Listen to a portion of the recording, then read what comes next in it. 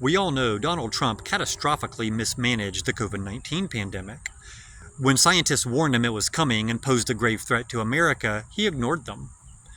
When the virus got here, he did very little to prevent it from spreading, and the measures he did eventually take to try and contain the infection were too little too late. In fact, he exacerbated the pandemic by actively downplaying the severity of it, saying that the virus was being overly politicized by Democrats to make him look bad, that the infection wasn't nearly as serious as people thought it was, that the numbers of people getting sick and dying were getting better when in fact they were getting worse. He even claimed the virus would go away one day like a miracle, as though it would just magically disappear. But have you ever wondered how many people actually died in America due to Donald Trump's gross incompetence?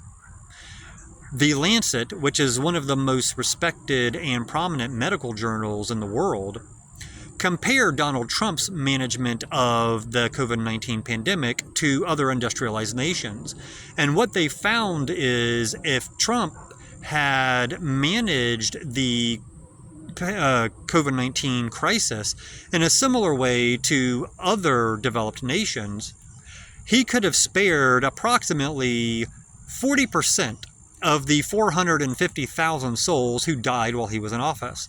That is to say, Donald Trump is responsible for the deaths of 180,000 Americans thanks to his gross ineptness.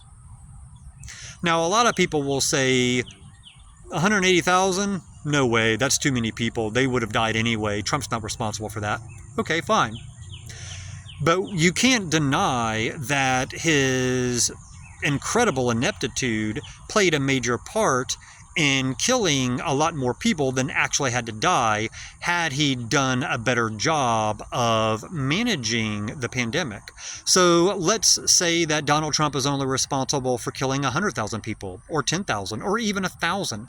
If Donald Trump only killed 1,000 people out of his gross negligence, he's still the biggest mass murderer in the history of America.